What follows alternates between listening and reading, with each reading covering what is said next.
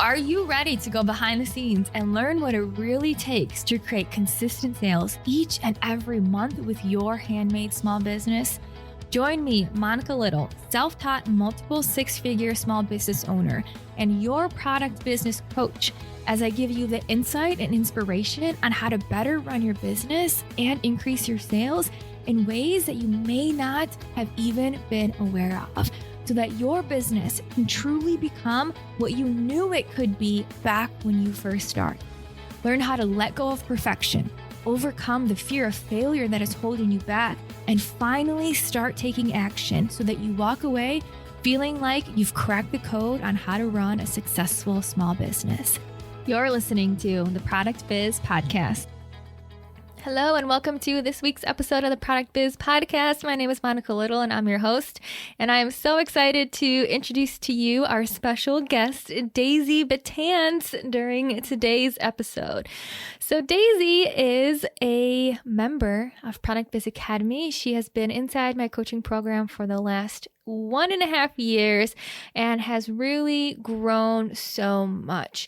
Daisy is in such an interesting position because a lot of people think when you join a coaching program, it's because you're struggling. It's because things aren't working out. But Daisy was and is a very established business and started working in Product Biz Academy to just make things easier on her, to continue to create passive income, to let go of markets every weekend, to find out ways she can have more time, more freedom, more adventure, more travel, while also growing her business. And we're going to talk through how she's achieved that today. But before we get into the details with Daisy, I want to formally introduce you to her. She is the founder of Little Buddha, an organic and eco-friendly skincare company that was founded in 2018. She started her business after finding out how toxic all of our everyday products are. She knew she could make all natural products that were effective and actually good for you and for the earth. Daisy is committed to creating clean, ethically sourced, premium quality skincare products with eco-friendly packaging, and she believes in a clean and healthy lifestyle that begins with what you use on your skin on a daily basis. I am so excited and grateful to introduce you to Daisy in today's episode. Well, welcome, Daisy. I am just so excited to have you as a guest today on the Product Biz Podcast. Thank you. I'm super excited to be on the episode today. I'm very, very excited. Oh my gosh, this is awesome. This is like the first person from Product Biz Academy making their debut on the podcast. And I know I share so many of your amazing testimonials and progress all over social media every time that you have an amazing win. So I thought it would just be awesome to get you on the podcast and hear about your business and what you've been doing and what has really helped you to separate yourself, because you have been just crushing it. So I can't wait to let everyone know of what you've been up to. Well, thank you. I actually want to do a little side note, because when Monica did ask me to be on her podcast as a guest, I was secretly manifesting to be on her show. So no way. It's kind of cool that it happened. And oh my gosh. So thank you. I love it. Yes, when the stars align. And I know we're going to talk about spirituality today. So that's like a perfect little teaser into that. Yes. But I would love to start with just you introducing yourself for someone who may not know who you are. So let us know what your business is, why you got started, all that fun stuff. Sure. So I am the founder of Little Buddha, and we are an organic skincare company. And I make things all along the lines of like bath bombs, soaps, body butters, somewhat, as well as CBD products like our bath bombs, which are really popular. And kind of how I got started and the backstory of that. My mom raised us in more of like a holistic family household. So we always took natural medicines. We always try to eat more clean. And then I started researching, our food, and kind of started going down the rabbit hole with there. And then I started looking into our products, and I was completely mind blown with what is allowed in our everyday products, like all these horrible toxins and all these crazy things. So then I decided I wanted to learn how to make my own. products. So I took a soap and candle making class, and it was going to be at some guy's house. And I didn't tell anyone that I was going. I'm pretty sure my friends and family would be like, "What are you doing?" But I went, and it was a life changing moment. Kind of like learning the making process and just really and just enjoying more of like the creative side of it. And then 3 months later, I actually decided to start my own company. So I just went all in, and kind of a little fun story. Before I even had the company, I applied for an artisan market. And the gentleman was like, okay, I need your logo. I need like product photos and a couple other things. I'm like, I don't have any of that. So I just like went online, made some stuff, and went to the store, like bought some soap because I didn't have any soap at the time yet. And he's like, cool, you're in, you're approved. And so like, okay, cool. Like I got like 2 months to get products going and figure this stuff out. So that's kind of how it all started. Oh my gosh, I love it. And because I've heard that story before. So to elaborate on that, you applied for a market before your business was like truly up and running, that you went to the store and bought soap for your photos, obviously knowing if you got accepted, you would make your own, but that Yes. is what you did, right? Yeah. And I love that because that is a true testament of how you are as a person. It's the saying, leap and the net will appear, right? So Exactly. you signed up for this market on a whim. You knew you wanted to start a business. They asked for more details and you're like, okay, I got to put something together. But that's truly how you are as a business owner, as a person, is leap and the net will appear, because you're always, what I've known from working with you the last year and a half, you're always taking risks, and it's always before it's comfortable, right?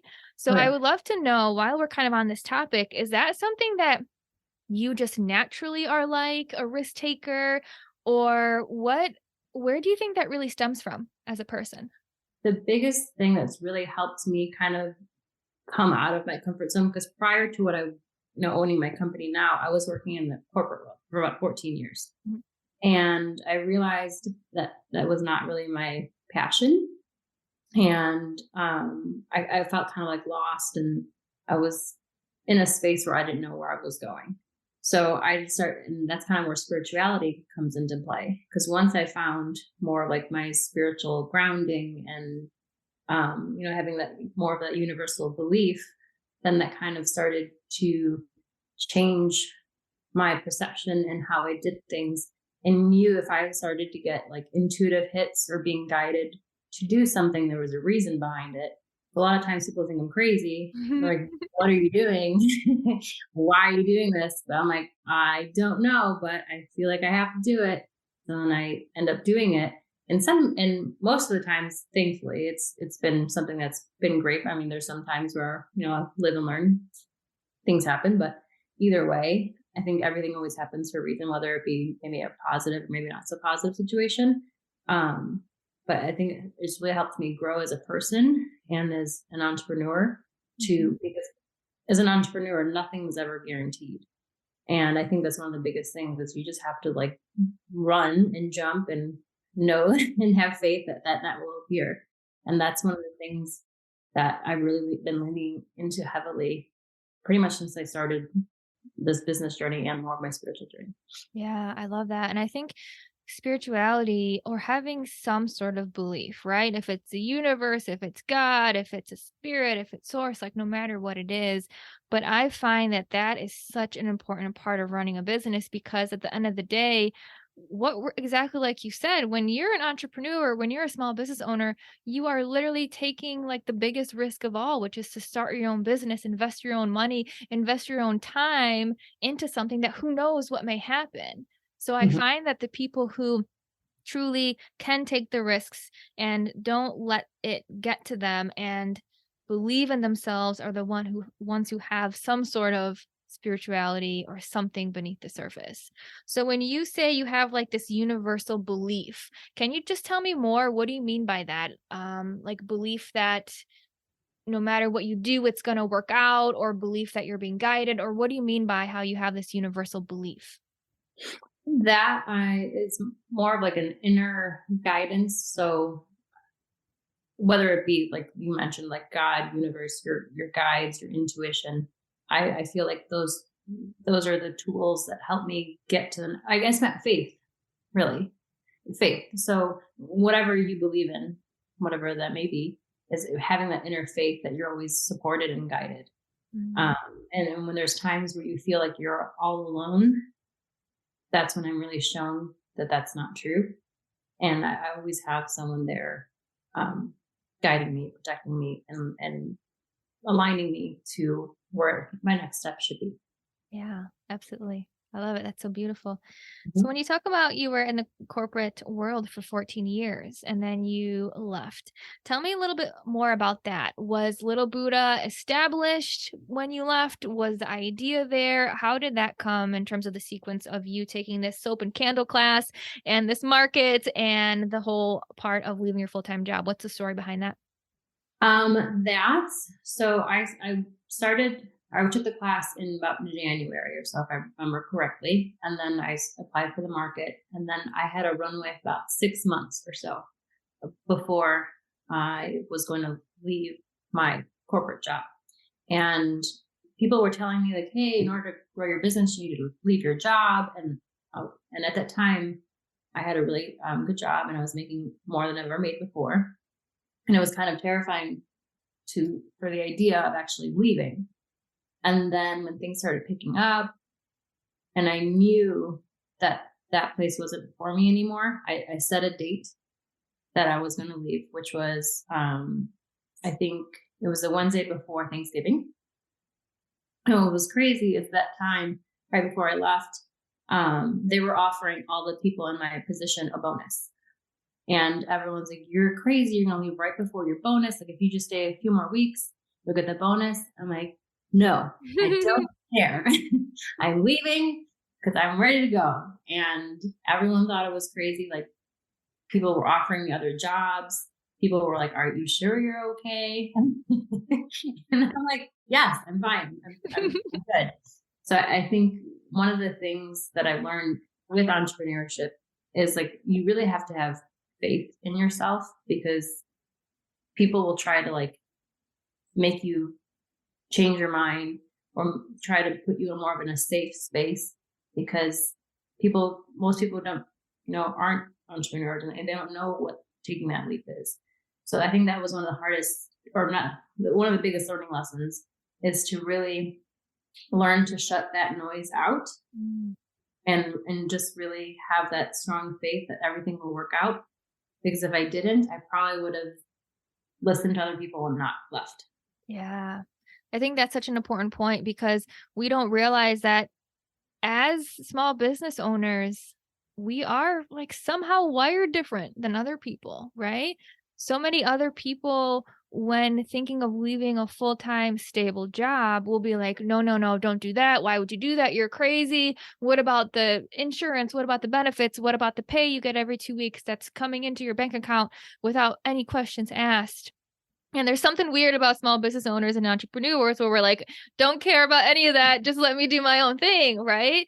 But Yeah. I truly think that what you said is so spot on that people are going to really question what you're doing from a place of love, right? These people probably cared for you and wanted the best for you, but knowing truly that, hey, we're meant for more. This isn't where I'm meant to be. I need to do something else with my life. So talk me through that. When you left, was it this passion to do something different? Was it just to have more freedom? Was it anything else for the reasoning why you left your full-time job? I mean, I think that was a big reason. And also at that time, I was going through a really big shift in my personal life as well. I was ending a 12-year relationship.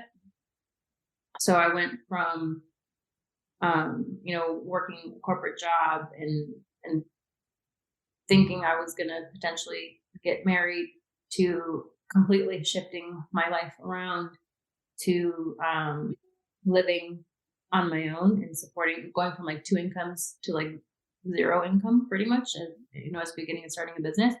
And that was it was a terrifying moment, but I felt like I was being guided at that specific time to do these things and to really find who I was in the midst of always trying to please other people or do certain things because we should be doing a certain thing because that's what society tells us to do.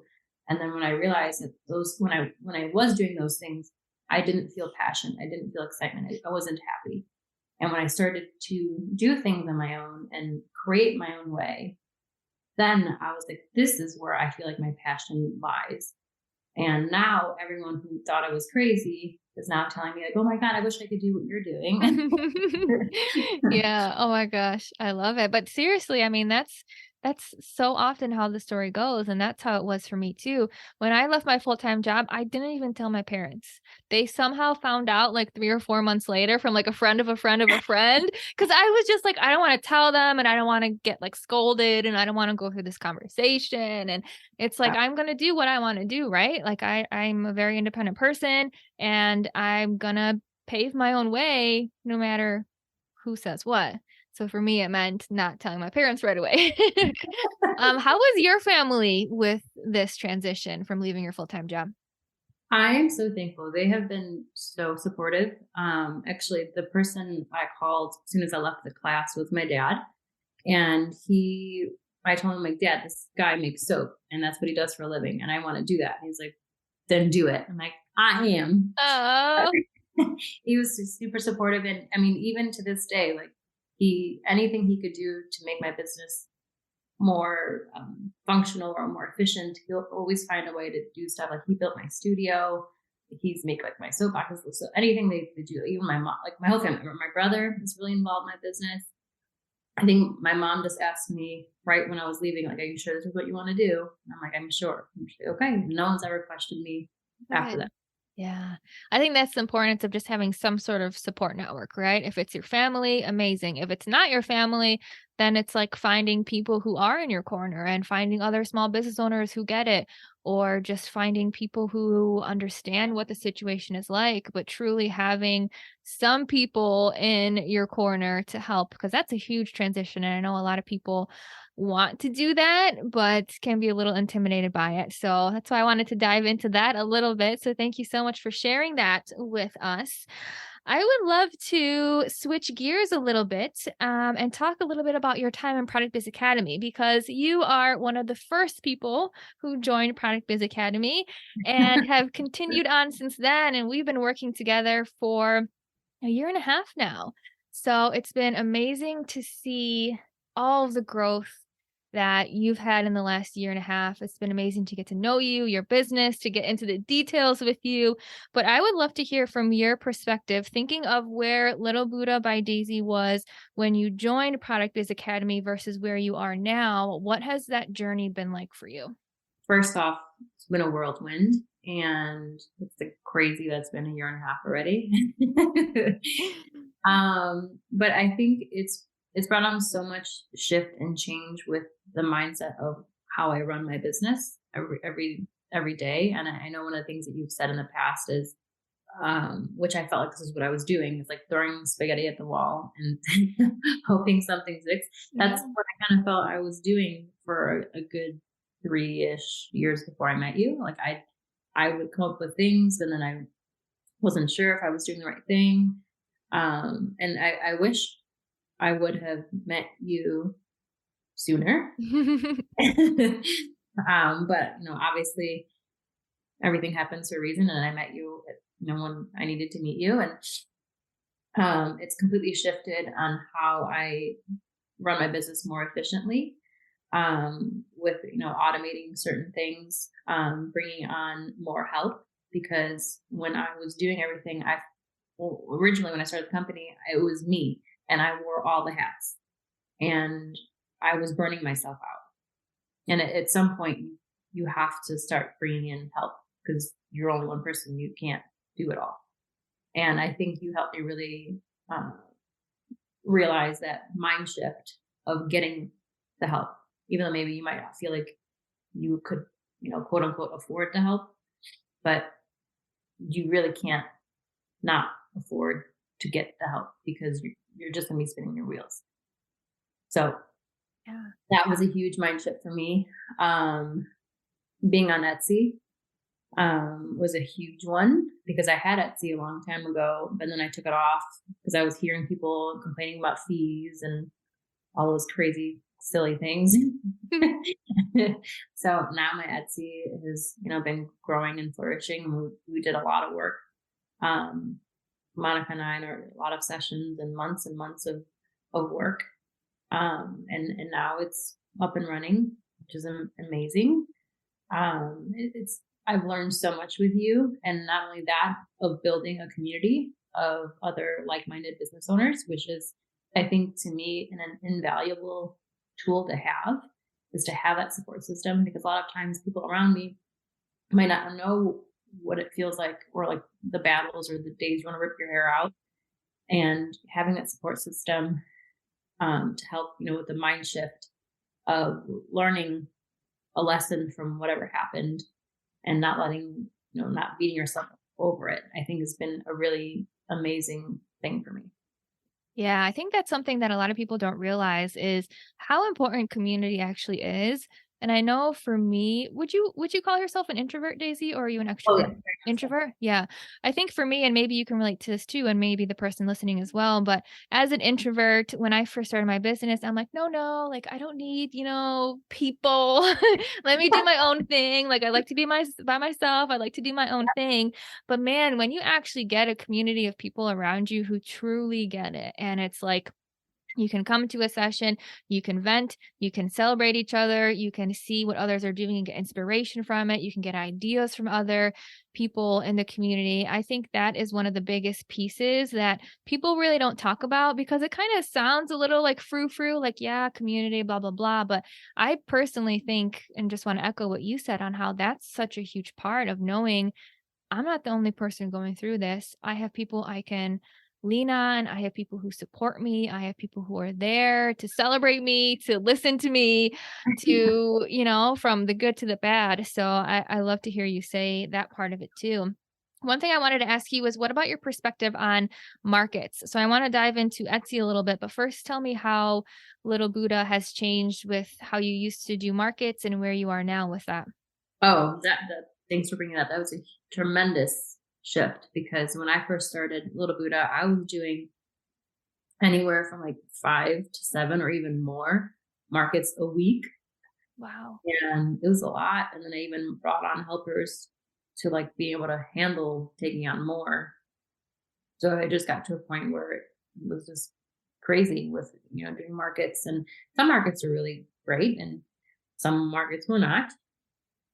And I'm really proud that this last year is the first year that we did no markets. I think we did Wow. one, one or two or something like that, but we didn't, like, no markets. Oh my Besides gosh. one or two. Yeah. And how did that feel? And why did you shift in that perspective?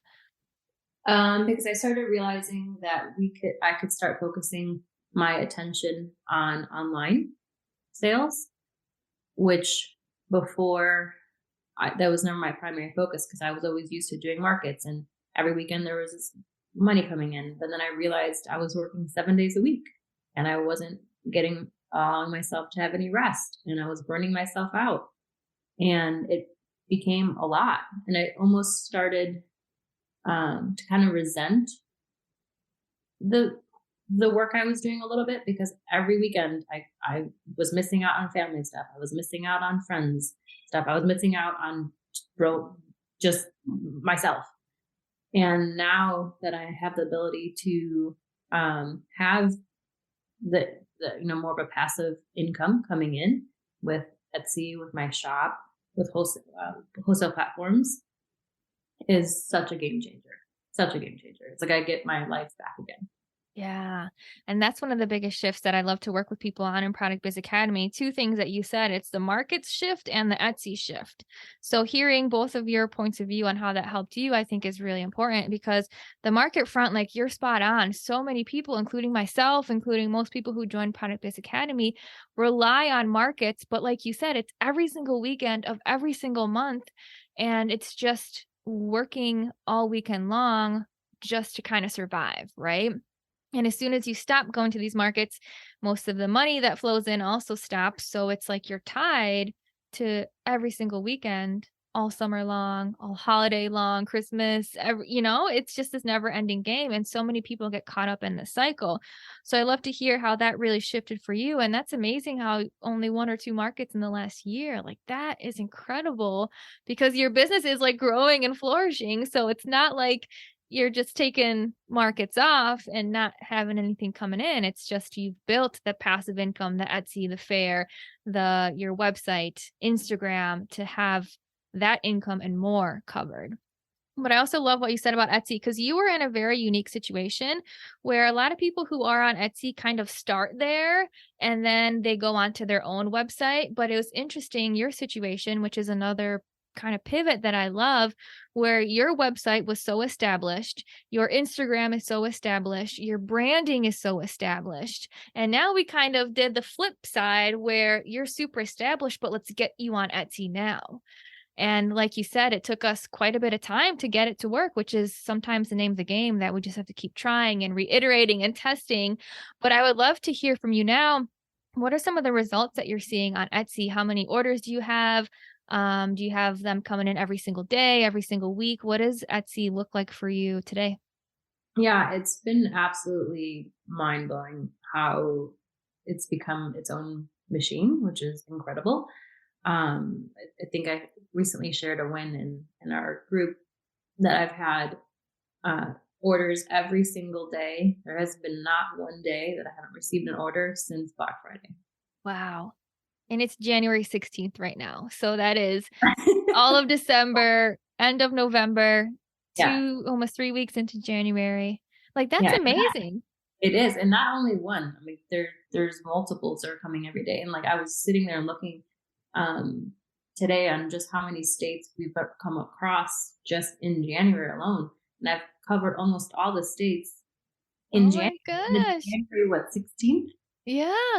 I'm like, is this real life? See, that's amazing because January is normally slow season, Yeah, right? But yeah, man, if you know how to do it, if you know how to optimize these platforms, then sure, I mean, we're not talking Christmas levels right now, but having orders every single day in almost all 50 states in the last 16 days, like that's incredible. yeah. It's absolutely incredible. Like anytime anyone's near me, they just hear my phone go off like with a little like cha-ching, ching. Cha-ching. I love this noise. And then like waking up to orders, like it is such an incredible feeling to look at my phone and the first thing and already see orders coming in. So Yeah. it is such an amazing thing. And there's so many people that I talk to, they're like, oh, the Etsy and the fees, or your market is so saturated. And I think one of the things that you said is like, of course, there's like tons of people, probably making the same thing, whether it be like soaps or jewelry, but it's how you distinguish yourself and set yourself aside, and how are you using the tools within Etsy is what's the game changer. Yeah. I didn't realize that.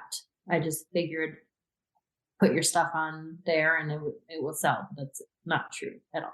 Yeah, it's the same with Etsy, same with Fair, as we talk about like wholesale platforms too. A lot of people think that, which is super interesting. It's just like, oh, I'm on Etsy or oh, I'm on Fair. And it's like, well, there's still some like strategy behind it and you got to mess around with it and keep coming back. And I always joke about this that we worked on Etsy for a while and sometimes we would go back and forth on a couple things and I'm like, "Oh my gosh, Daisy she probably hates me because we changed one thing and now we're changing it back and now we're changing it back a third time." But seriously, it's just, the trial and error that really comes with Etsy, but it's so worth it because now you have what, almost 400 sales on Etsy, is that right? Just about. And I think the other day I looked in over 100 reviews, Yeah. 5-star reviews, which is really exciting. Absolutely. So Yeah. that's the amazing potential. And this is such a unique example, which is why I wanted to talk about it because you have beautiful branding, you have beautiful products, you have your own beautiful website. But man, if someone is in a similar spot as you and they also can take that branding, amazing product on Etsy and actually optimize it, that's 400 orders that maybe you wouldn't have had. And now it's potentially X amount of people that maybe didn't hear about you. And I know people are coming back and buying from you more than once, right? Do you see a lot of repeat orders on Etsy? Yeah. And one of the things I've been doing is adding samples to the orders, and then people and everyone loves them, and they come back and have been buying whatever samples I've been putting into their boxes, and it's been great. And then following up with like reviews, it almost becomes like a fun game. I don't even know how to just. I'm like, this is fun. Yeah. You see the shifts and the changes like automatically. Like I don't have to like wait, and I think those are the things that having working with you has really like transformed my business on so many different levels. So I'm so grateful for you and your program, and not only that, also working with you has brought accountability, because I think we all say like, yeah, great, it sounds like a great idea. And then we get busy doing a million other things, and then the things that we said we're going to do don't get done. Yeah. And that's one thing that I say too is it takes a lot of courage to sign up for a coaching program, but it takes even more courage to actually do the work. And I Mhm. think you're a perfect example of you're taking all the feedback. You never ask like how long is this going to take? How long do I got to do this? How many more times do I have to try? It's just like, okay, feedback. And then 2 hours later, there's a post from Daisy in the Facebook group saying, I just did this and guess what happened? And it's like the best to see because truly, if you are taking the step to join a program and then also doing the uncomfortable work of trying things over and over, showing up in different ways, trying different strategies, learning, implementing right away, then it's like game over. There's nothing that can stop you, right? That's like the perfect equation, which is why you've had such awesome success. So I would love to hear from you too if you have any other tips for small business owners looking to grow their business. Like if there were 3 tips that you would say to someone who's really looking to scale their business, because before I tee up this question, one Mhm. thing I want to mention is in November, I know I posted about this on social media, but you had like a $9,000 month in November without doing any markets. And then I Mhm. think December was pretty dang close to that too. So Yes. this is just like the amazing testimonial of we don't have to be tied to markets. We can learn how to sell online. You have a team that's helping you and you're having $9,000 months that are coming in. So what are a couple tips, maybe 1, 2, 3 tips across any topic for small business owners looking to grow their business? Well, first and foremost is find a coach that you align with. And just to mention, I did not tell her to say that. I did not prompt her. No, it's not a paid endorsement, I promise. No, but in all seriousness, I would say I wish that, that was one thing I would have started sooner, is finding a coach. Um, and I have a couple different things that I work with, whether it be like business coach, intuitive coach. Just find someone, a mentor that could help guide you and save yourself from so many headaches and mistakes, and be your support system when you need it. So I think that was just a complete game changer. Another thing would be to really set aside dedicated time for yourself, because I feel as an entrepreneur, you could go all day, every day. And that's not really good for you or your business, because you're not really going to be having the best version of you out there. So I think that's one of the biggest lessons that I learned also for myself, is making sure I set aside time for me. And another one would be setting goals. And I know one of the things that we did recently with Monica, it was we had a goal setting meeting. So that was really helpful to kind of keep you on track and, going along with your vision, setting up a 30, 60, 90 goals. Because obviously, as entrepreneurs, we get tons of great ideas all the time. And sometimes I could even do this. I get really excited about ideas and I like veer off somewhere else. And having that has really kind of helped um, rein me back in. Yeah. I think those are the 3 biggest tips that I would have.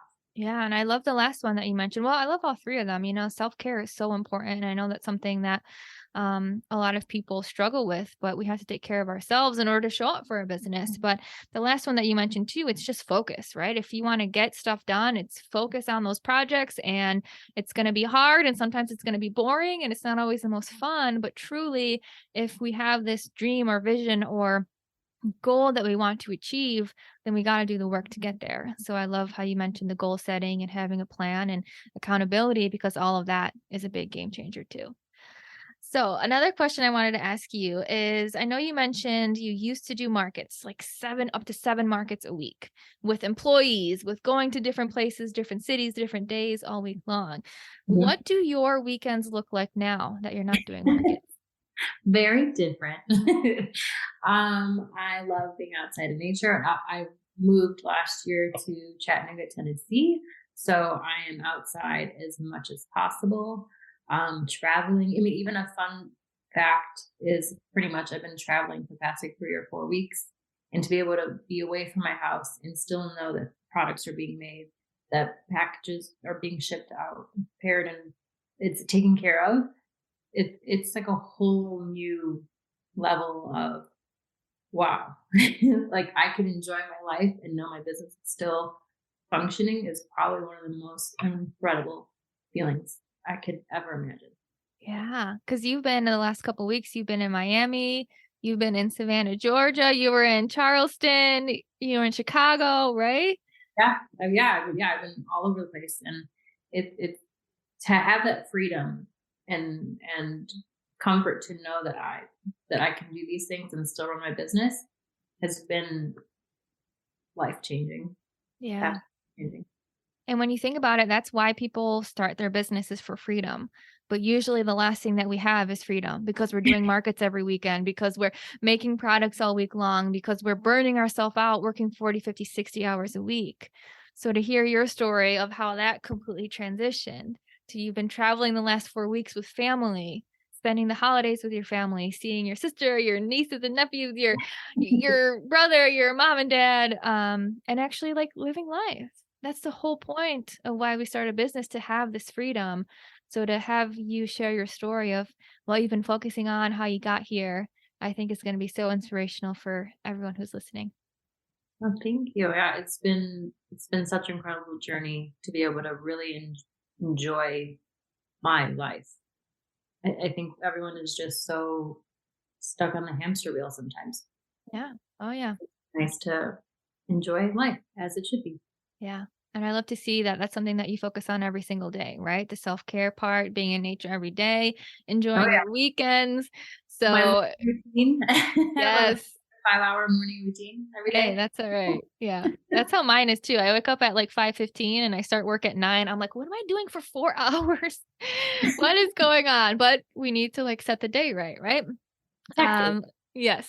Well, I love to hear it. I would love to just ask you one final question. What's next for Little Buddha by Daisy? Anything fun coming up this year? What is on the docket? I mean, so many things. Um, I'm hoping to one of my. Well, I'll take that back. I'm not hoping. um, I am planning and envisioning on getting my own separate making space, which will be exciting to have a separate space for my home and my making space.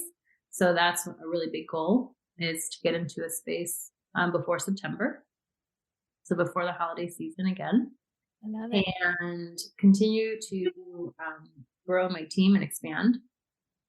And we have some really cool opportunities coming up. Just don't want to share just yet, Oh, but there's some good. really exciting stuff coming up this year. Oh my I'm gosh. very proud and excited. I love it. So where can people follow you to be in the loop when you're sharing all these fun, exciting new things that are coming up? So if you're on Instagram, you can follow me at Little Buddha by Daisy, as well as Facebook. And then we send out our monthly newsletters as well, which you can sign up on our website, which is littlebuddhabydaisy.com. Oh my gosh, I love it. And while you're at her website, make sure to stock up on body butter, CBD bath bombs, coffee scrub, and soap.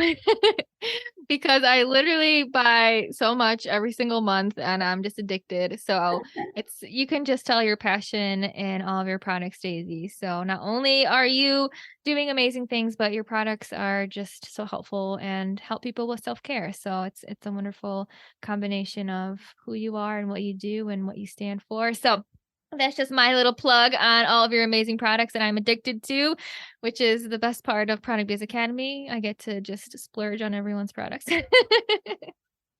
Yes, it's been such an incredible journey, and I'm so grateful to have met you. So Oh my thank you. goodness.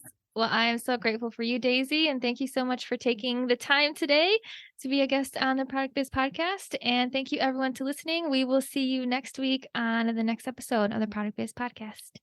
Thank you.